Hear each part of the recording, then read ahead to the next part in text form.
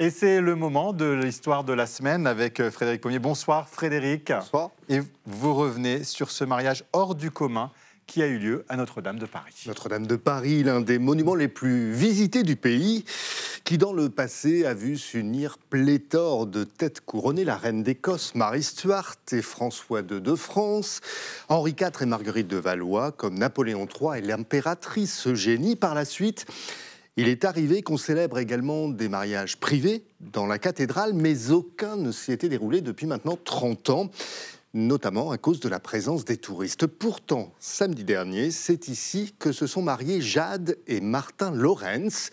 Jade est médecin généraliste, elle a 32 ans, Martin en a 40, il est charpentier.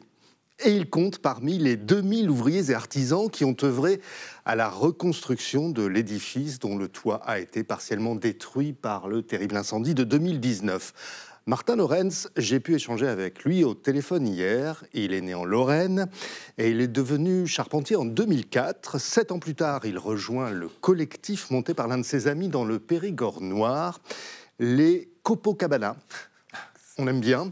Une association de charpentiers traditionnels spécialisée dans les structures en bois de brun, mode de construction qui consiste à équarrir les arbres avec des haches, comme on le faisait au Moyen-Âge, comme le faisaient ceux qui ont édifié Notre-Dame. Et c'est précisément pour ce savoir-faire ancestral qu'ils ont été choisis pour intervenir sur le chantier de la cathédrale, où pendant 3 ans, ils ont également formé des dizaines d'artisans, notamment dans un vaste atelier à Angers, où, m'a expliqué Martin, il a donné jusqu'à 26 000 coups de hache par jour.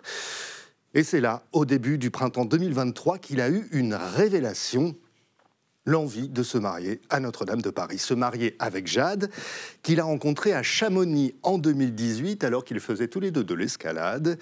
Enfin, ce n'est pas le mot « rencontre » qu'il emploie. Martin parle de retrouvailles, comme s'ils s'étaient toujours connus, comme si c'était une évidence. Aujourd'hui, ils vivent entre Grenoble et Chambéry. Et Jade, ça lui a beaucoup plu, le projet dont lui a parlé Martin. Alors, il a écrit une lettre à l'archevêque de Paris.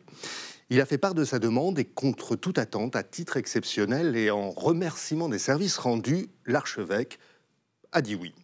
Martin et Jade ont donc pu se dire oui, eux aussi, devant 500 personnes et une foule de visiteurs. Ulysse, leur petit garçon, était au premier rang avec leur famille. Et derrière, des dizaines de frères charpentiers, comme même les appelait Martin. C'est Monseigneur Ribado qui a célébré la messe et il a commencé par ces mots. Martin, cette cathédrale, tu la connais bien, tu la connais de haut, te voilà en bas. Puis, peut-être était-ce au moment de l'échange des alliances, un rayon de soleil a traversé les vitraux. Tout était magnifique, m'a confié Martin, évoquant une cérémonie aussi impressionnante et grandiose que douce, parce que j'avais l'impression d'être à la maison.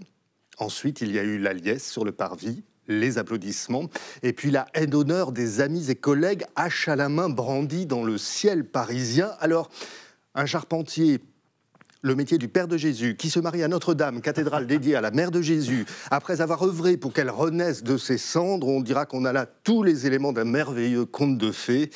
D'ailleurs, Martin le reconnaît.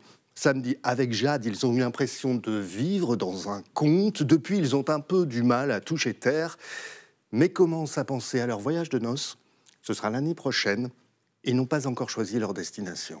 On verra bien. Vive les mariés. Et merci Frédéric Pommier. Et ça inspire un des siens à Marie Morel, bien sûr. Ouais, Martin est très content. Il dit « J'aurais jamais rêvé de me marier en si belle compagnie ».